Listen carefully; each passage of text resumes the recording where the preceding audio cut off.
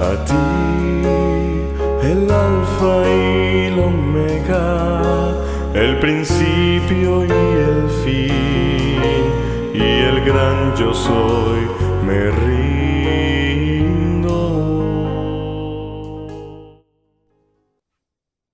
Bienvenidos al estudio de la Palabra de Dios.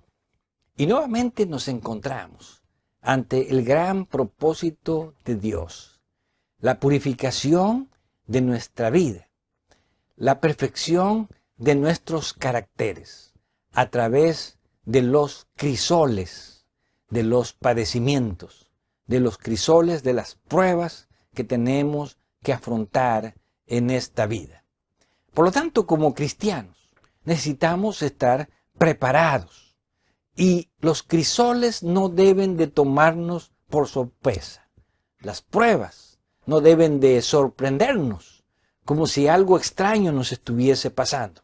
Por eso Pedro dice en su primera epístola, en el capítulo 4, en el versículo 12, amados, no os sorprendáis del fuego de prueba que os ha sobrevenido, como si alguna cosa extraña os aconteciese. Aquí Pedro nos está diciendo que todos los cristianos en algún momento vamos a pasar por pruebas, vamos a pasar por padecimientos. Y esto significa que nadie está exento de pasar por el crisol. ¿Por qué? Porque todos los seres humanos necesitamos perfeccionar nuestras vidas, perfeccionar nuestras pruebas. Y tiene que ser a través del fuego del crisol, del fuego de la prueba. Por eso debemos de pensar que no estamos exentos de los sufrimientos o de las pruebas que pueden venir en diversas presentaciones. Tal vez puede venir a través de una enfermedad, puede venir a través de una crisis económica, podrían venir a través de una crisis familiar o a través de una crisis emocional. Sin embargo, todas estas cosas debemos nosotros entender que no son cosas que nos ocurren solamente a nosotros, sino que todos los cristianos en algún momento tienen que ser pasados por el crisol.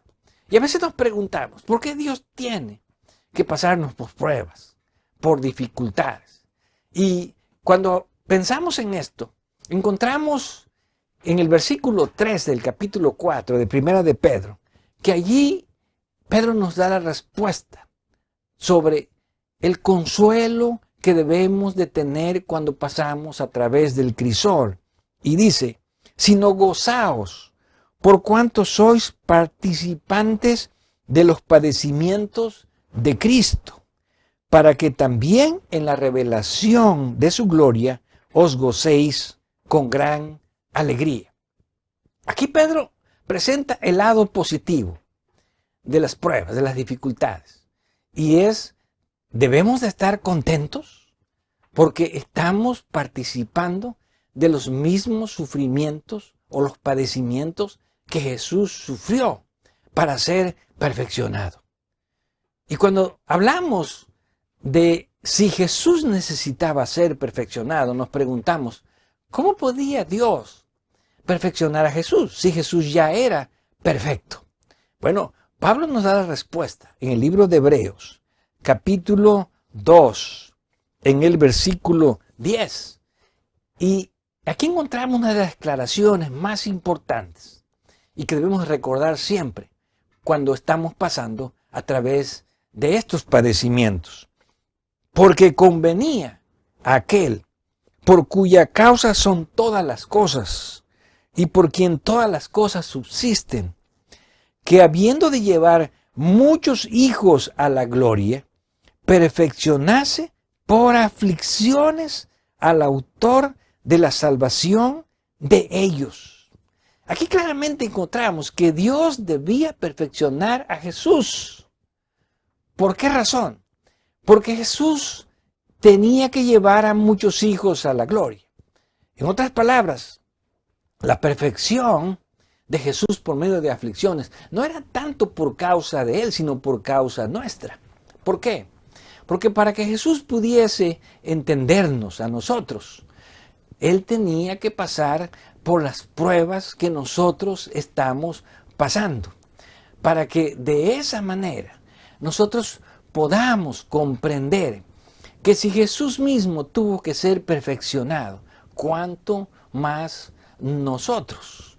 Y que cuando pasamos por pruebas, nuestro ejemplo, nuestra figura es Jesús, quien también tuvo que pasar por las mismas aflicciones, a fin de ser, como dice Pablo en este pasaje, perfeccionado, siendo Él el autor de la salvación.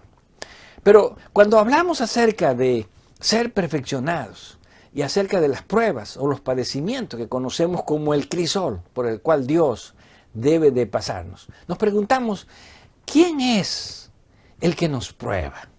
¿De dónde vienen los padecimientos? ¿Vienen de parte de Dios o vienen de parte de Satanás? Cuando llegamos a esta gran pregunta, nosotros encontramos en la Escritura que las tribulaciones, las pruebas, vienen de tres principales fuentes. Y la primera de ellas, Pedro la presenta en el capítulo 4, en el versículo 15, cuando nos dice, así que ninguno de vosotros padezca como homicida, o ladrón, o malhechor, o por entremeterse en lo ajeno.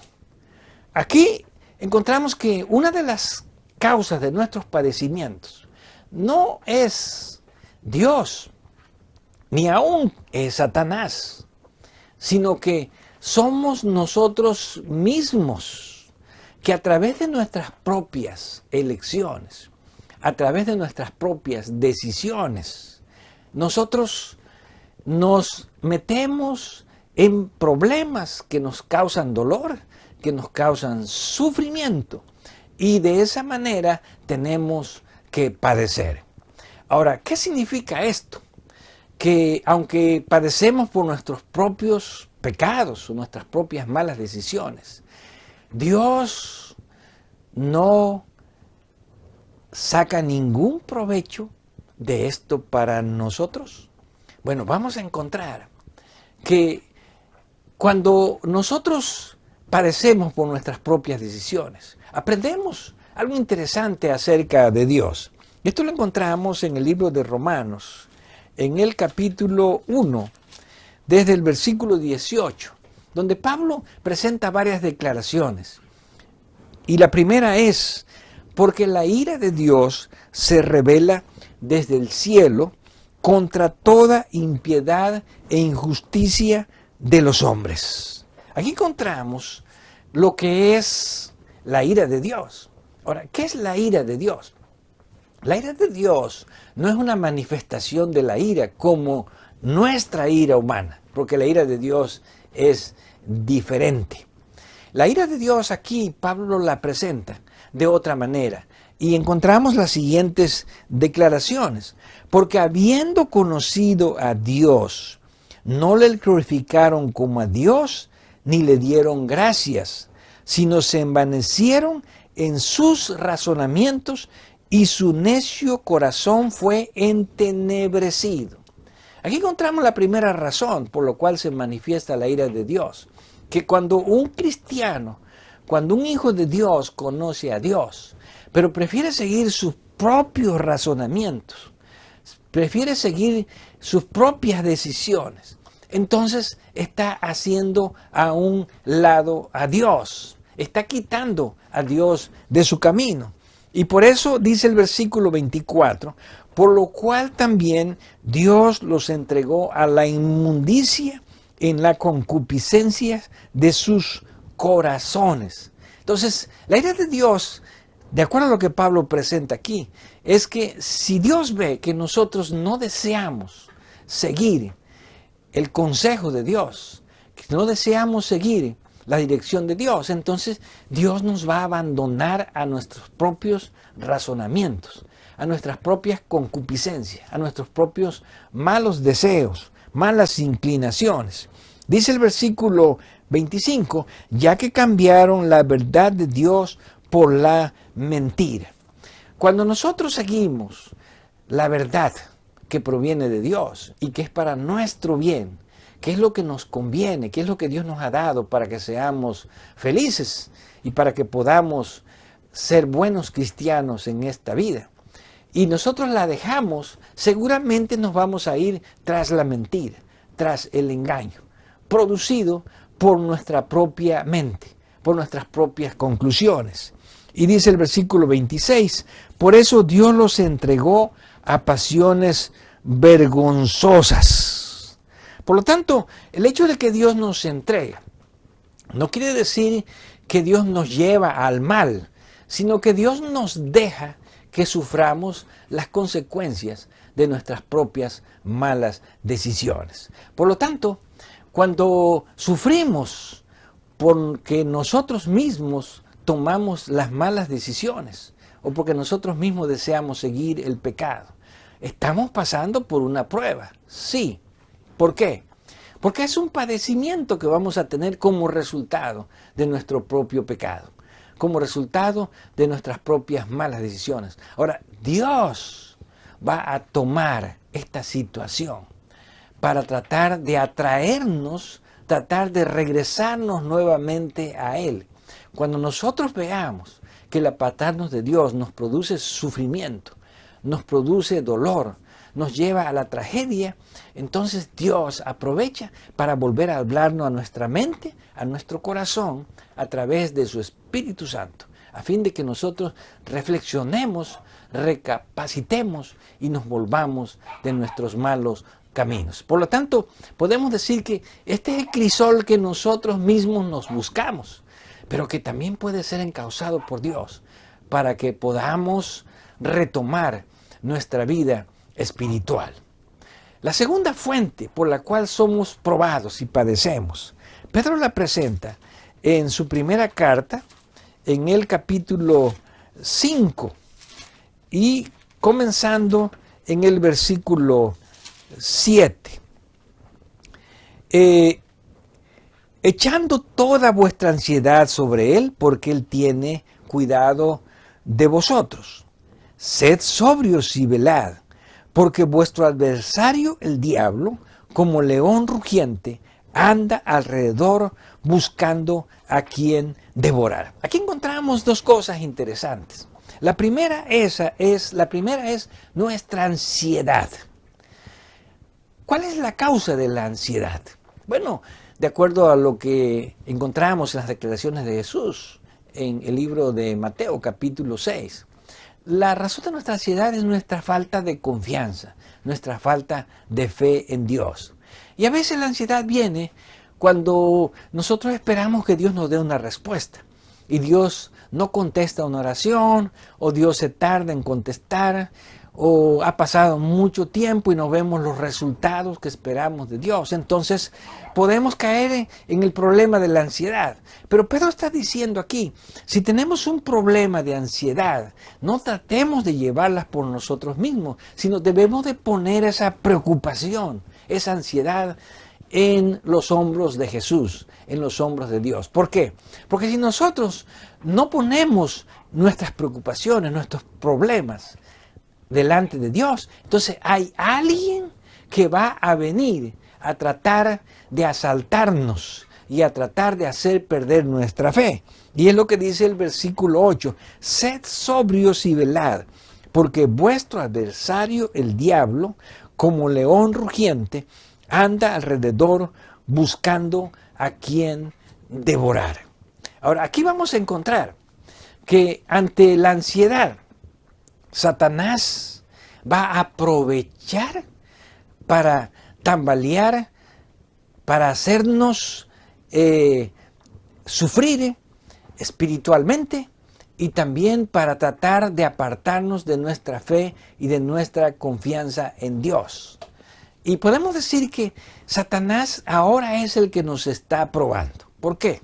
Porque Satanás nos va a estar diciendo, bueno, tú dices que confías en Dios, tú dices que tienes tu fe en Dios. Sin embargo, Dios no te responde.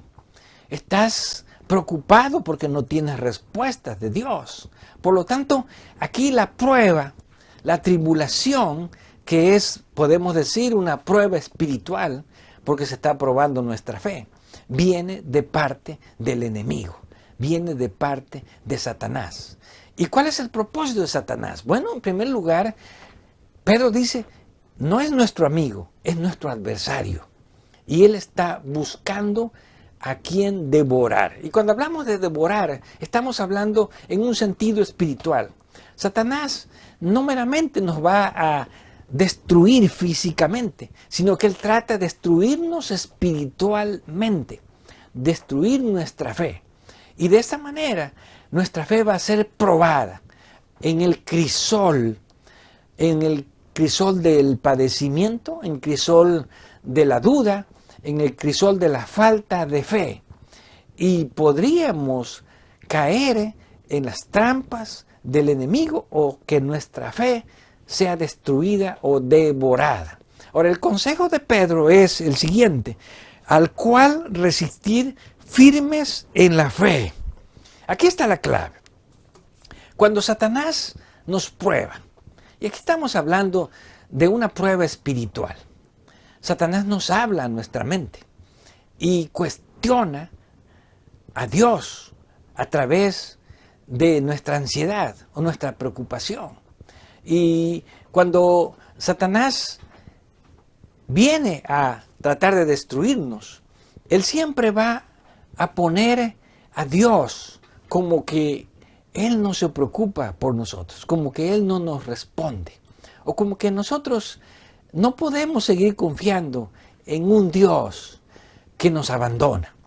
Por lo tanto, la mejor arma, Pedro dice, es la fe. No importa si aparentemente Dios no nos ha contestado. No importa si aparentemente Dios no nos está sacando del hoyo donde nos encontramos, del problema en que nos encontramos. Pedro dice, nosotros debemos resistir firmes en la fe. ¿Por qué? Porque ante cada prueba, allí está Satanás para tratar de hacernos dudar de Dios y para que nosotros nos debilitemos y perdamos nuestra fe. Sin embargo, podemos decir que aún a través de esto, nuestra fe es perfeccionada. Porque cada vez que nosotros somos probados, nuestra fe tiene que salir adelante, más pura, más perfecta, más semejante a la fe de Jesús. Y finalmente encontramos la tercera fuente de los padecimientos, de nuestras pruebas. Y esta la encontramos en el libro de Jeremías, capítulo 9. Y es cuando las pruebas, los padecimientos provienen de parte de Dios. Ahora, Dios también nos pasa por el crisol. ¿Por qué? Porque Dios desea la perfección de nuestro carácter. Porque Dios nos disciplina también. Porque Dios nos corrige. Y a veces Dios nos tiene que tratar bruscamente, o a veces tiene que violentarnos con las cosas o las tragedias que pueden pasar en nuestra vida, con el fin de que nosotros nos volvamos a Dios. Y es lo que aquí Jeremías declara en el capítulo 9, cuando dice en el versículo 2, Dios, oh, quien me diese en el desierto un albergue de caminantes, para que dejase a mi pueblo y de ellos me apartase. Para Dios la solución mejor sería, si somos infieles, entonces Dios nos abandona, nos deja. Y Dios dice en una forma figurada, ¿cómo quisiera mejor estar en un desierto donde no escuchara yo ni viese a ninguno de estos hijos míos que se han rebelado? Y de esa manera desentenderme de ellos. Sin embargo, Dios no se desentiende de nosotros, aunque nosotros seamos rebeldes. Y por eso nos tiene que pasar a través del crisol. Dice el versículo 6, describiendo la condición del pueblo, su morada está en medio del engaño. por muy engañadores no quisieron conocerme, dice Jehová. Este versículo expresa que cuando nosotros no seguimos la verdad que Dios nos ofrece y vamos tras la mentira de nuestros propios razonamientos, como Pablo presenta en Romanos capítulo 1, nosotros perdemos la oportunidad de conocer a Dios, de entender a Dios, de relacionarnos con Dios y de tener comunión con Dios. Y ahora, ¿qué es lo que Dios va a hacer ante esta circunstancia tan adversa? Dice el versículo 7, por tanto, así ha dicho Jehová de los ejércitos, he aquí que yo los refinaré y los probaré. Y aquí vemos que aquí es donde Dios actúa. Aquí es donde Dios permite que vengan sobre nosotros padecimientos, pruebas, aflicciones, con un solo propósito, no de vengarse de nosotros, no de castigarnos, no de que Dios se deleite en nuestro sufrimiento, en nuestro padecimiento, sino que el propósito es claro cuando dice, yo los refinaré y yo los probaré. Por lo tanto, el hecho de que Dios permita que tengamos sufrimientos, que Él mismo puede permitir o que Él mismo puede traer sobre nosotros, no con el fin de descargar su enojo o de castigarnos, sino con el fin de purificarnos. Es la prueba mayor de su amor por nosotros. Dios dice, los voy a refinar, quiere decir, los voy a pasar por el fuego. Y dice, los voy a probar. Ahora, Dios está tomando un riesgo. Cuando Dios me pasa a mí por el fuego, por la prueba, hay un riesgo. Y el riesgo es de que yo salga más puro, o el riesgo es de que al final yo sea desechado por Dios. ¿Por qué? Porque algunos hijos de Dios, cuando son probados, encontramos que no son purificados. Por eso dice el capítulo 6, versículo 29 de Jeremías, se quemó el fuelle. ¿Qué es el fuelle? El instrumento para soplar el fuego. Por el fuego se ha consumido el plomo.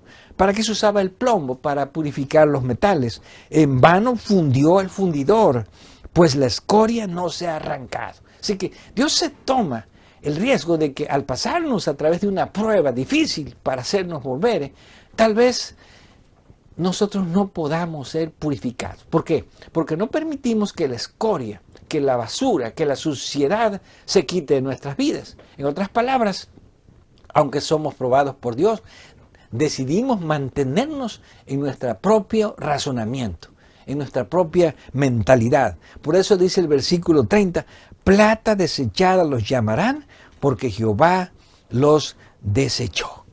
Pero con todo esto, Dios corre el riesgo. ¿Por qué? Porque Dios desea salvarnos, porque Dios desea perfeccionarnos.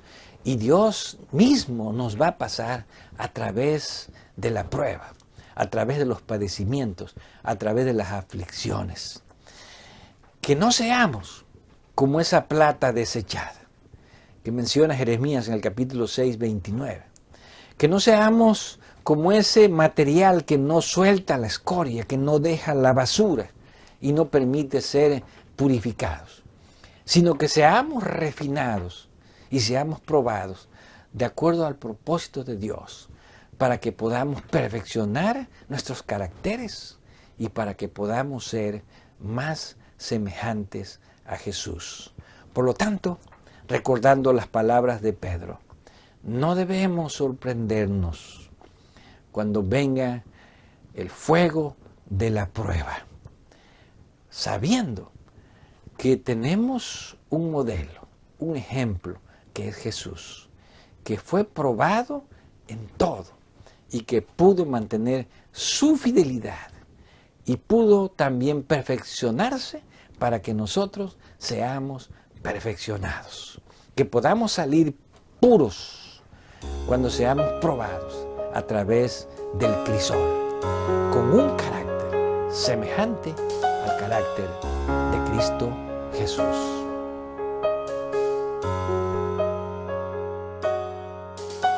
A ti el alfa y el omega, el principio y el fin, y el gran yo soy.